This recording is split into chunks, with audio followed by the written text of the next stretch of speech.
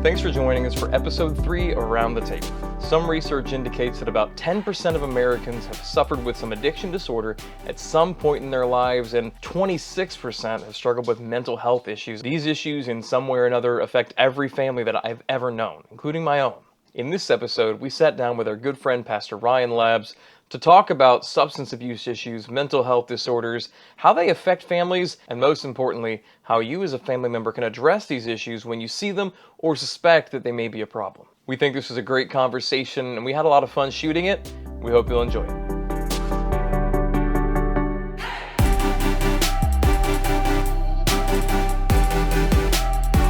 Pastor Ryan Laabs, thanks for being here with us today, man. Well, I'm excited to be with you guys. You know, Brandon and Brigitte, you're some of my favorite people, and I love to talk, so I'm glad I get to come and talk with you guys for a while. We're really glad you're here. Yeah. And I like when you talk, but I'm not paying you for the nice things you said. Well, okay. That's not going to happen. Hey, man, for a lot of our audience, they heard a little bit about what you do, but I'd love for you to share, if you would, as we get going, a little bit kind of where you come from, and what you do and what you're passionate about in life. Yeah, absolutely. One of the biggest things I'm passionate about is people and helping people to get wherever they need to get to. So folks who are maybe in a harder season in life, helping them to get to a better season. People who are maybe struggling in different areas, helping them to work through those struggles, to find healing, to find wholeness, just to work on themselves and really to become the best version of themselves. Yeah. So what brought you there? What made that such a passion for you, man? Sure. Well, with a lot of us, we become passionate about certain areas because of our own journey, our own walk. Like I'm passionate about bacon because of my enjoyment of it. Yeah, you're passionate about bacon because and I'm passionate about bacon too, and as is my son. That's one of his favorite foods. Oh, you're raising him right. Yeah, he knows. He knows what's good. When they're grown, they should not depart from it. A lot of us in early part of lives or different seasons in our lives, we kind of come across these definers, right? And sometimes those definers, we can stay stuck in those longer than maybe we should.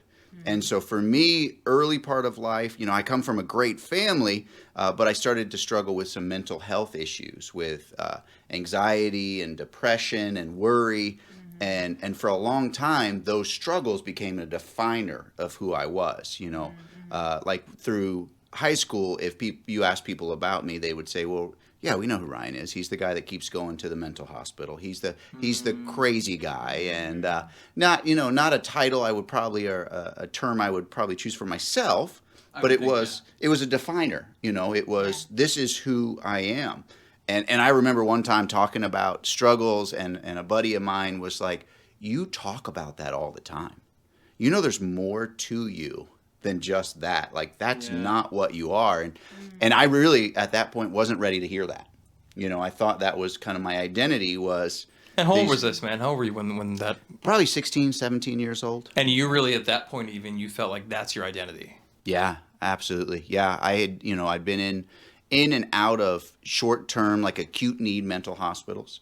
I spent several months in a longer-term residential mental health treatment facility, and it looked like there was some brain chemistry issues, and so medication and therapy was going to be a consistent in my life for the rest of my life. And some of the coping skills I developed through that time were just terribly harmful. Self-harm was a coping skill I had. Life was out of control, kind of all around me. I felt like I had no control, and what could I control? I could control this type of stimulus. I could control whether or not I hurt myself, and again became kind of a definer of who I was for a long time. Coming through that residential program, which was just a terrible, terrible place. It was not a good experience. There weren't enough people there that cared about young people who were suffering.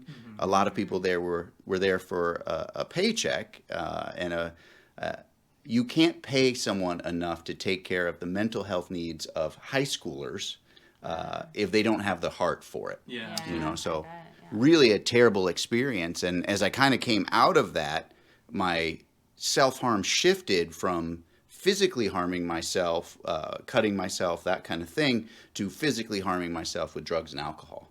And again, now drugs and alcohol kind of became a definer in my life. It was that I had these periods of time with friends where we would kind of have fun and do drugs and drink, and it was fun.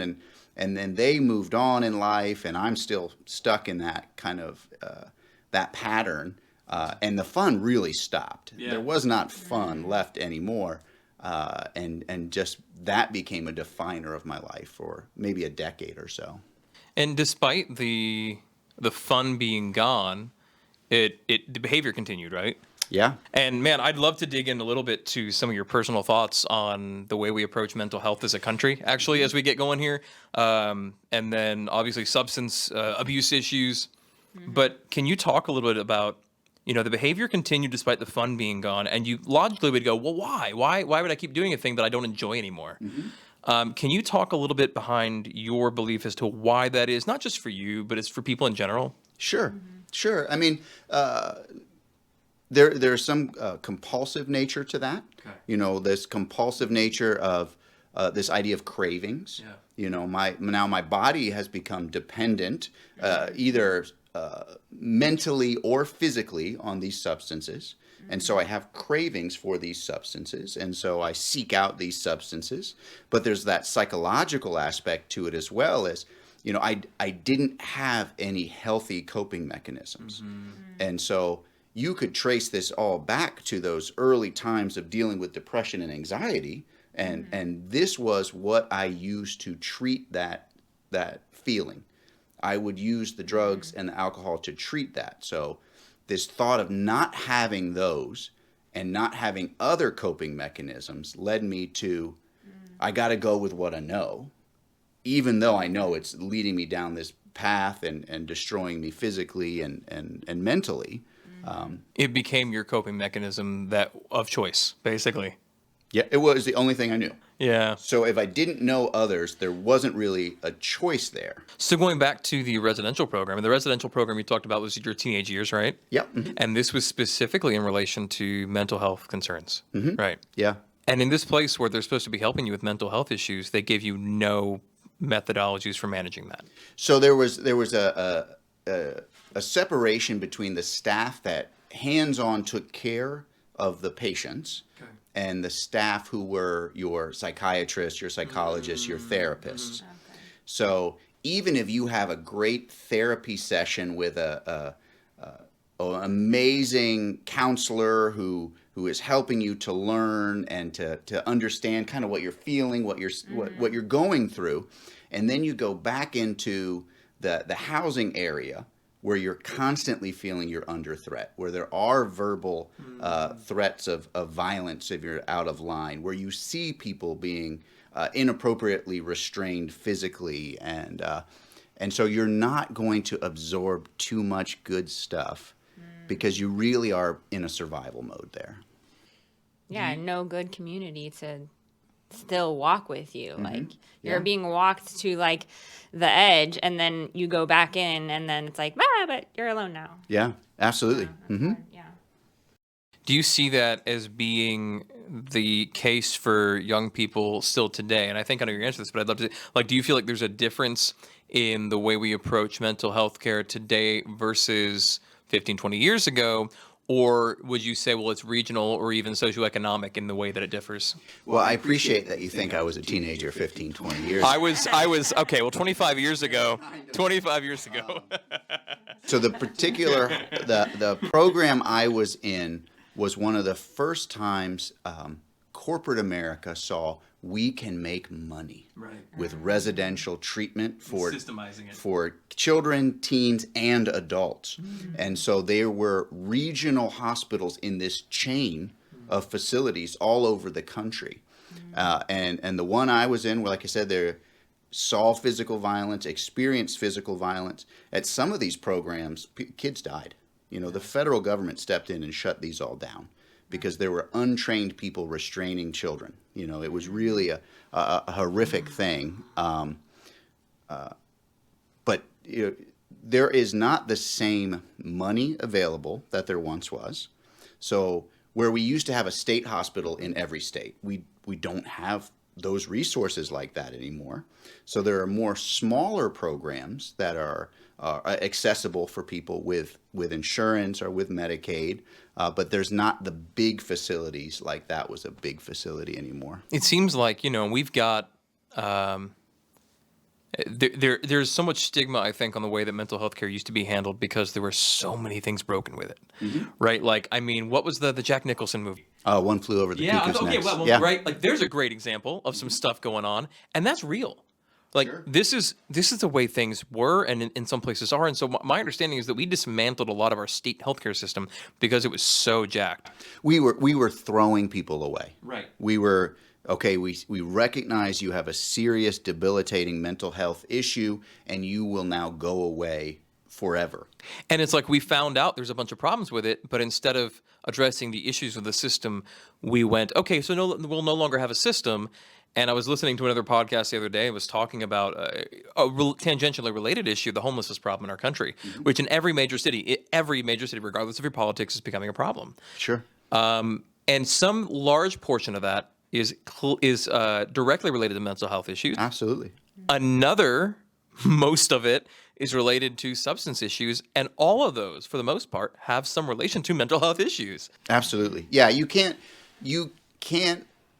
in my opinion, you can't morally untangle mental health issues from substance abuse issues. Absolutely, yeah. They go in tandem, Most programs now offer what's referred to as dual diagnosis treatment. We're going to help you deal with your substance abuse issues, but we're going to go deeper. We're going to try and find what's the root of your issues here. Well, yeah, that sounds like a good idea because I don't know anybody that would be on drugs that's mentally sound. Yeah. Yeah. Well, and nobody wakes up in the morning and says, I want to spend my day crippled by depression. Right. Yeah. And nobody wakes up in the morning and says, today I want to chase a high all day. I'm going to try and chase my next fix all day. That is not rational thought. Right. There are issues there that need to be dealt with and medical issues that need to be dealt with there. Well, I think there's a really important distinction there too. You said two things. You said medical issues, but also I think it's important that we clarify this should not demoralize or segregate people based on the way they cope with life. Because mental health issues aren't just an issue for those for whom it's apparent, right? Like we've all got stuff, right? Sure. So I would say like Brigitte had a much more upper middle class, stable upbringing than I did. And so I have my stuff. She's got stuff. It's just not as visible. It doesn't mean that she doesn't need care and community and love. Sure. And it manifests differently, but for some reason, the folks who, you mentioned there may have been a chemical imbalance issue, right? Okay, that's medical, like you said. That's not you're bad. And, you and I both have a significant amount of experience talking with people in the church who struggle with this, I've got a chemical imbalance. Do I take the drugs? Do I not take the drugs? How do I cope? Man, you want to speak to that a little bit of the stigma that lies there? Yeah, absolutely. And kind of just jumping off your point there. Yeah. We all deal with mental health. Yes. Right? Like we all deal with physical health, spiritual health, relational health. We all deal with mental health. We don't all deal directly, personally with mental illness. Although, the American Psychological Association says 50% of adults will experience a struggle with their mental illness. Whether with it be mental depression illness. or an acute episode of something. And primarily that's what it's going to be. Yeah. Is depression, anxiety, all the way up to personality disorders, schizophrenia, all sorts of different things. But we all deal with mental health, And so what do we do to help to hedge our bets that we're going to have a healthy mental state? Yeah. Well, that does vary person to person. For me, a big part of it is my spiritual health. Yeah. My time spent with God, my time spent alone in solitude, not in isolation, but in solitude with God. Differentiator there. Absolutely. Running to God, not running away from life. Exercise is huge for me. I go out and I run, and that helps me to spend time out in the creation with the Creator, talking with God, and that really helps me with my mental health. So good. But there is still a stigma in the church body that mental health is just a faith issue, and if you had more faith, you would not deal with mental health issues. Just like diabetes, right? Well, so exactly, Yeah. right? So is my brain an organ? Yes. Yes. Is it an incredibly complicated organ? Absolutely it is. And if that is the root of much of my problem, why are we differentiating this organ from that organ? Isn't that funny? Yeah, it is. I mean, it is something that has been going on for a long, long time, that you can be sick in this way, but you can't be sick in that way. And man, go ahead. No, I was just agreeing. I'm thinking specifically, there was a young lady several years ago, and I think that you and I both had spoken with quite a bit, who ended up needing some mandatory care for her mental health concerns. Sure. And part of the concern there for her was she was prescribed different cocktails of medications to regulate, in the same way as my mom or anybody with diabetes gets a prescription for insulin, right? And they're trying to narrow down the right medications. They're trying to narrow down the right dosages. And along in that journey, she ended up in a place where she was leaning toward committing some self-harm type of things. Okay. Yeah. And we dealt with some of that with her. But she needed medication of some sort to stabilize the chemical imbalances. Now, Ryan, something happens for lots of people. It's happened to us where maybe they don't get the psychiatric help they need. Maybe they're encountering different substances before the ones that are medically approved. But also, are the medically approved ones the right ones? And man, there's a whole mess we could step in there. And I'd love if you could step into that with me and just talk about what you perceive to be helpful, beneficial, detrimental to these different pharmaceuticals, whether they be those that are prescribed or those that we stumble into and end up leading us into pits of despair. Yeah. Yeah. Well, I mean, first and foremost, I am not a clinician. I am not a doctor, anything like that. And so there are some things I can speak to experientially, but some things, talk to your doctor. Talk to your doctor about the medication you should be on.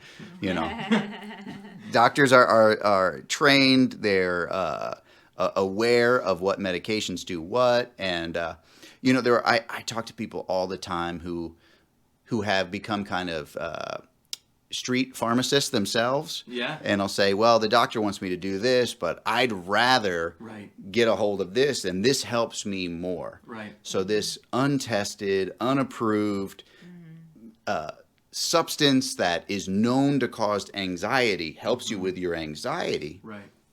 It's hard to talk people out of that, but well, maybe it's better if I'm more specific and pick an example, because there's a big cloud there.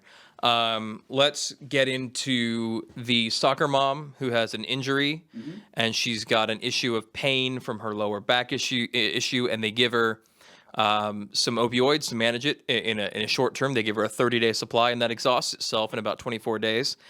And she's still feeling the pain, even though there's no evidence anymore of damage. This is a thing that happens constantly. Yeah.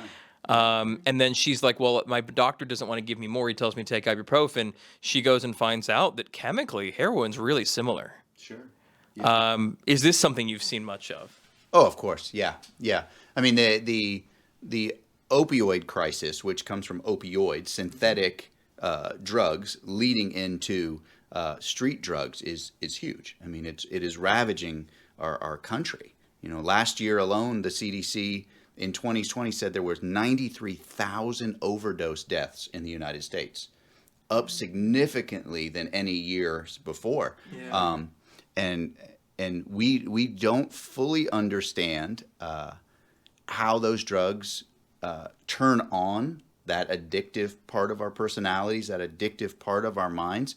But we can look and see, well, it does. Yeah. We see people who were standouts in life, a mom, stand out in life, raising kids, get an injury, and spirals out of control through this gateway of this prescribed medication.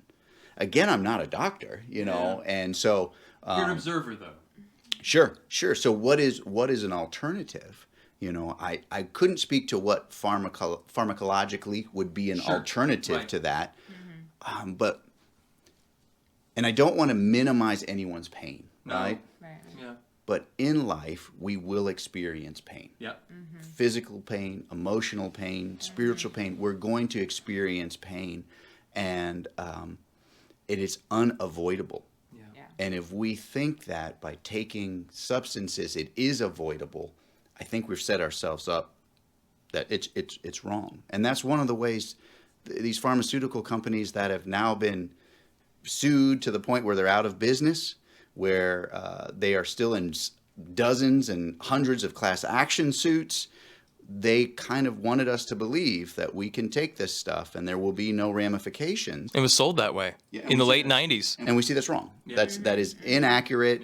That is not a viable alternative to experiencing pain. We're going to experience some pain. Well, and in the hospital, I see obviously lots of injured people physically and all the time. I want my pain meds, and even after they get it, oh, well, that's not working. I need something else. And it's like, a lot of times I feel like people have an unrealistic expectation of what painkillers can even do. They're not going to make you feel like you're 20 again and great.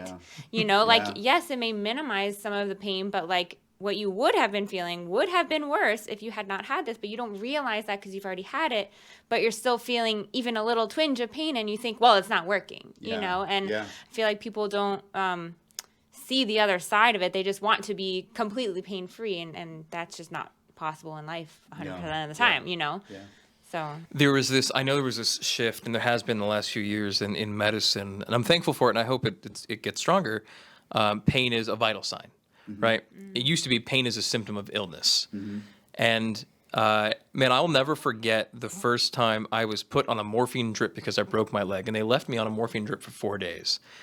And it was only 4 days, but it did something. Yeah. And you know what?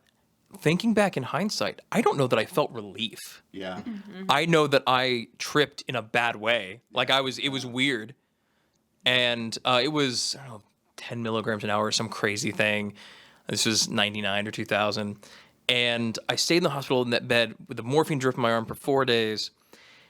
And I remember when they decided to cut it off because they could tell something wasn't right. And they were like, we're going to cut that off. We're going to give you some Dilaudid and Valium instead. Right now, before they did that, I remember like hallucinating. Like my mother was screaming at me, even though she was just crying by my bedside because I was moaning in pain. But then I remember this moment of clarity where actually I was in pain, but it wasn't that bad. And everything was straight again in my mind. And then they gave me the other drugs. And then that went away, and I was in pain for another month. Isn't that weird? Because it's like our bodies are adapting to the amount of dopamine or what that we're giving it. And I think there's so much of that happens to people, and we convince them they can't be okay with pain. And I know you and I have talked about more recently with my health stuff, like I've had to wrestle with some of that. And there are plenty of things that can help me with the pain I've had from the autoimmune issues. Also, I don't take them.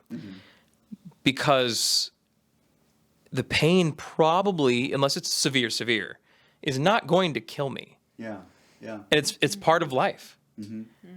So we mentioned the opioid epidemic, and in a minute I'd like to hear more about what you're seeing as you look after recovery ministry in the last year. If it's different than what you've seen in the years previous. Just an increase or in kind or in drug of choice folks are coming in with. And man, what you see as a silver lining in the clouds. Yeah, I mean, for years we've been seeing people struggling with addictions to opioids and to heroin, and still certainly seeing a lot of that. Yeah.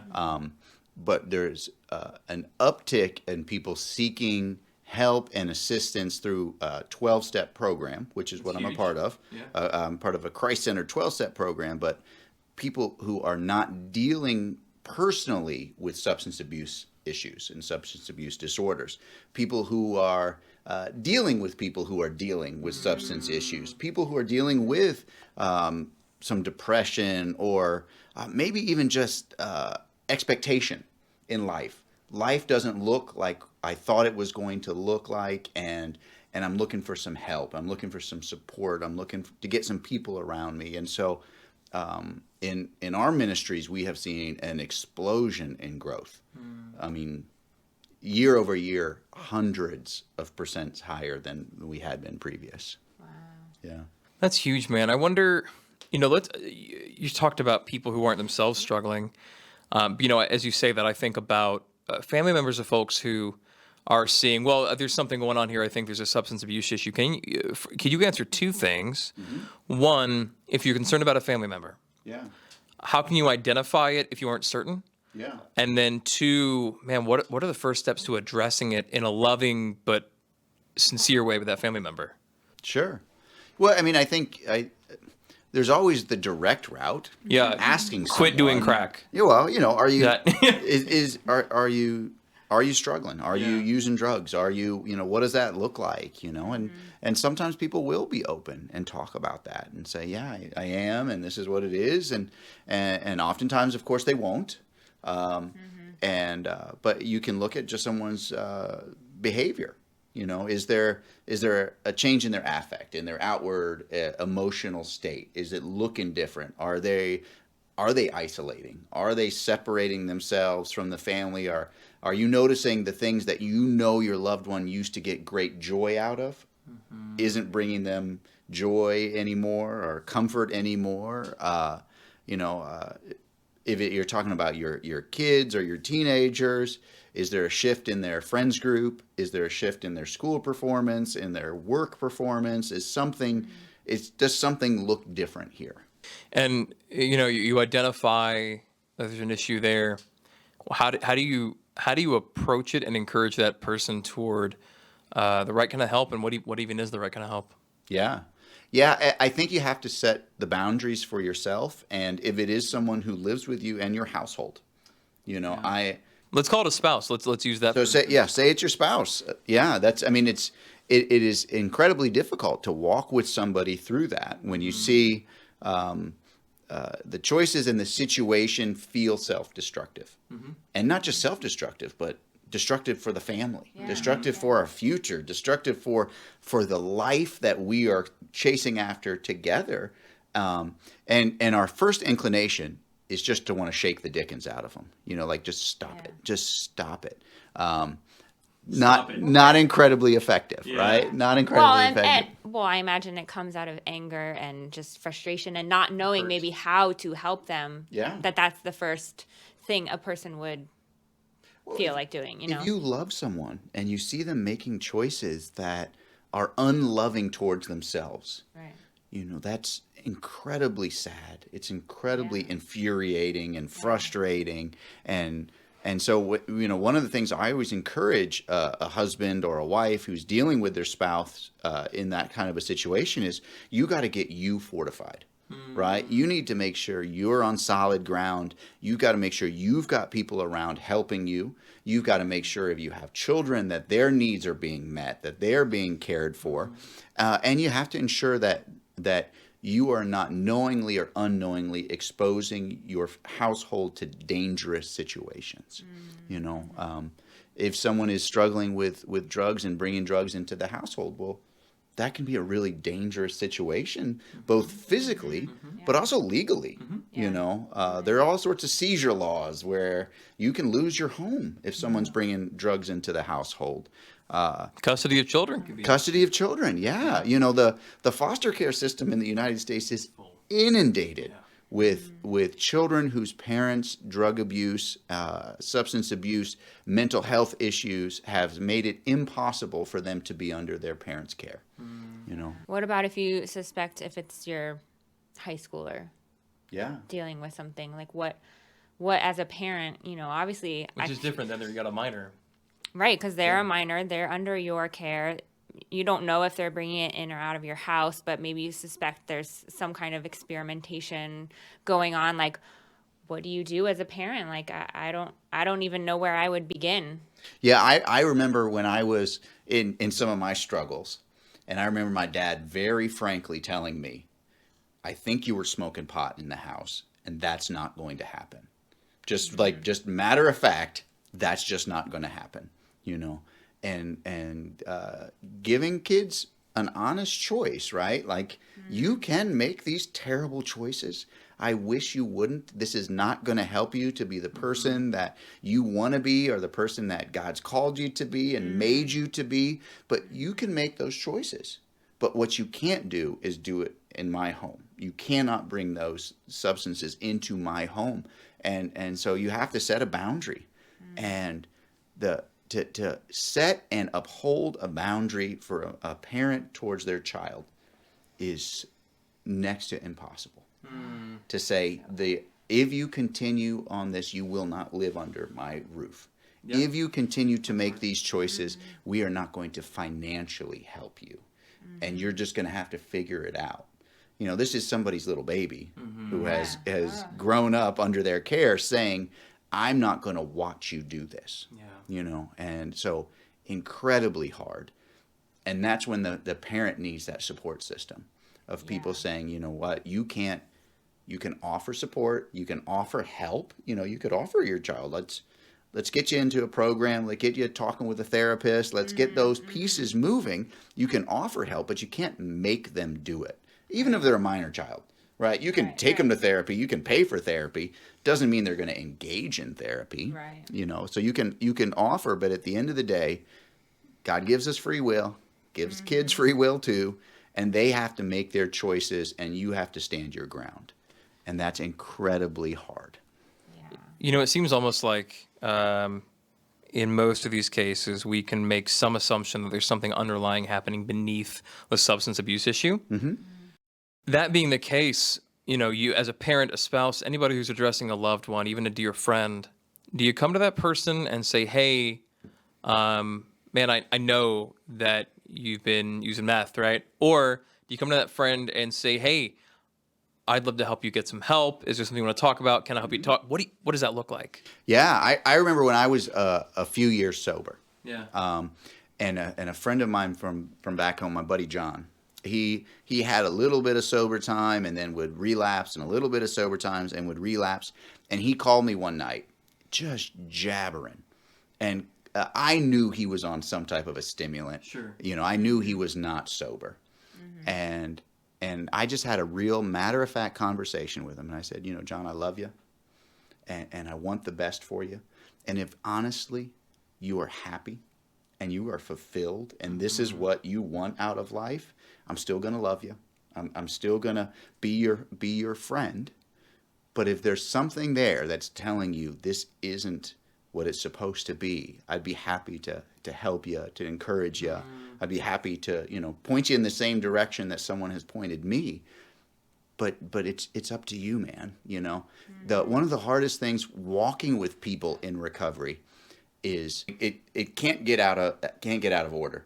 If you're walking with somebody who has addiction issues, you can't want them to get clean and sober more than they want to get clean and sober. You can't do somebody's recovery journey for them. Yeah. Doesn't mean you don't have your own recovery journey, but you can't do it for them. I often get parents or spouses who will come and they'll say, hey, pastor, I need you to talk to my kid. I need you to sit them down and set them straight. Mm-hmm. And I'll say, great, here's my phone number. Have them call me. Yep. And if they take that step, I'd be happy to walk with them and to encourage them and to show them that there is better. But you can't chase after people to get the help they need. Yeah. They've got to want it. I remember somebody saying years ago, well, if you think you might be crazy, that means you're not crazy. Well, that's garbage. That's not true. If you believe you might be struggling with some mental health issues, you probably are. Mm-hmm. If you some symptom gives you the indication that you might. Practically, we talked about the family addressing the people who are struggling themselves, but practically for the person themselves who is struggling, whether or not they're using substances. Let's go with just there's some mental health concerns on the front end. Man, what's a good first step for that person themselves to seek some help? Yeah. I think verbalizing it with people who love you, people who are in your corner, family, close friends, and then looking into what does it look like to get a therapist? what means do I have to do that? Do I have insurance? Checking with your insurance provider. What kind of coverage do I have? If you don't have insurance, looking into programs that might not require payment but might offer help. Looking into what is out there. And I think that's something doing on our own is really scary and intimidating. Yeah. But inviting other people in. Hey, I don't think my thoughts are exactly where they're supposed to be.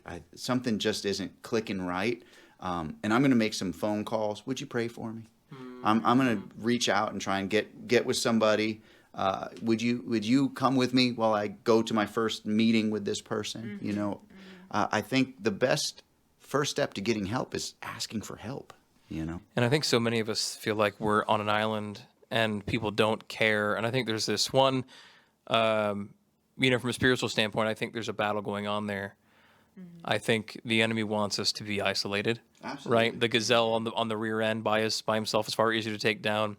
And anybody listening or watching, I would just encourage, I think that in the times in my life where I don't believe anybody cared, somebody cared.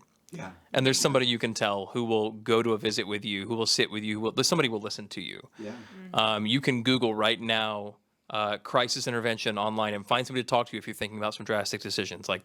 It's available. So that's helpful, I think, on that end. And obviously the steps thereafter they'd have to take themselves. But then the person who is struggling with some substance issues, you specifically work with Celebrate Recovery, right? Yep. Man, would you like to speak to that, like how to get connected maybe if they're interested, Yeah. what they can expect? Yeah. And then maybe talk a little bit about the first step. Yeah. So if you're looking for help, looking for a meeting, I love Celebrate Recovery, and you can go on their website, celebraterecovery.org, and you can search by zip code, by area code, zip code, city, state, whatever, and find meetings. I love AA. I love NA, Narcotics Anonymous. If you need a meeting, I always encourage you, get to a meeting. I don't care what name's on the door. Get to a meeting.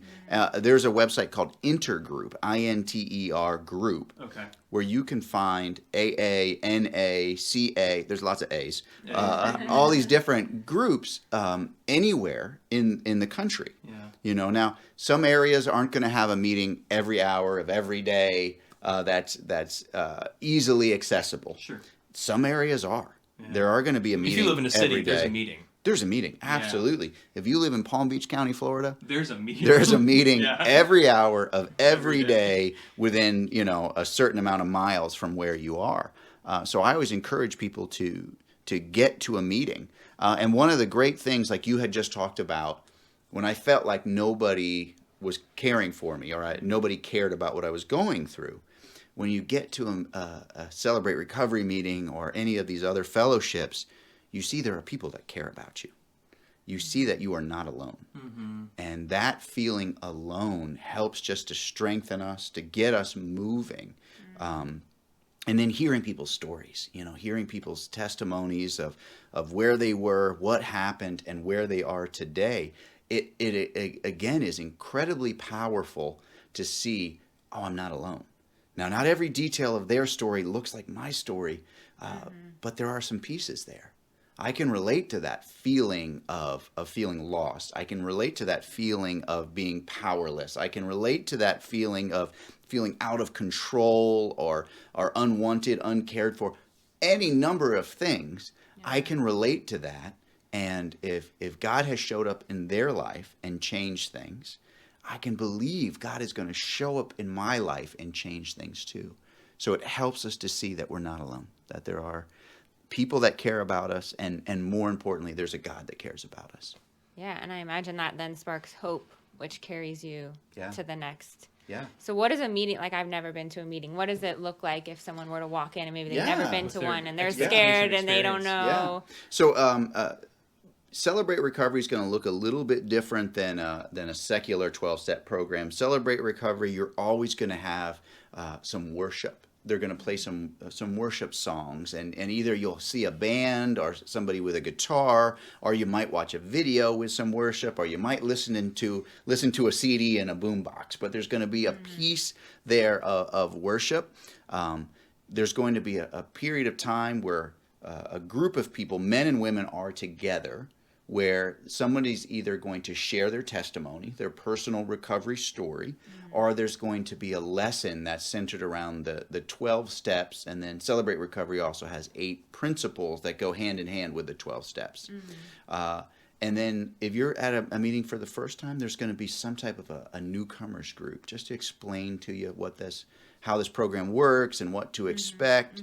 And then there are small groups of men with men, women with women, who are talking about that lesson, or they're talking about that testimony, and they're sharing what's going on in their own lives and what their struggles look like, and finding encouragement from other people. And I get into that group, am I going to expect the first night that they're going to expect me to stand up and say, "Hey, I'm Brandon and I'm an alcoholic"? Is that the first expectation, or what kind of things would you assuage concerns about for somebody walking in for the first time? Sure. Well, a program like Celebrate Recovery, you share as much as you want to share or as little as you want to share. It's entirely up to you if you want to verbalize anything. It's totally up to you. And very similarly with an AA or an NA, you can pass. I'd rather not say anything. I'm just going to pass. I'm just here to listen. And if you go on that intergroup website, there are different types of AA meetings. There are different types of 12-step meetings. And so there are open meetings, right? And open meetings mean anyone can come, whether or not they're dealing with a substance abuse issue, an alcohol issue. You're welcome to come. But there's also closed meetings. And the expectation of a closed meeting is everyone present there is working on their own addiction issue. So if you were to go to a AA closed group meeting, that means you are looking to honestly work on your alcohol intake, your substance abuse issue. So that would be a closed meeting. Open meetings, a lot of groups will have open meetings to have celebrations, to honor people who have certain lengths of time of walking in freedom from whatever their struggle might be. But then even within those meetings, there's going to be speaker meetings where somebody is sharing. There's going to be 12-step meetings where they're discussing maybe one of the 12 steps in particular. There's going to be different kinds of meetings, maybe meetings that are gender specific. So you could go to a closed men's speaker meeting, and all that lingo is explained on Intergroup, so that you can kind of follow along. What does this mean? What am I stepping into here? Yeah, that's good. That's helpful, man. I know there's a lot more we could dig into, but I also know you have to pick up your son soon. Yeah. So I want to let you do that, honor your time. But before we close, is there anything that you would want to leave as a parting word to anybody who's listening and they're dealing with mental health issues of any sort? Yeah.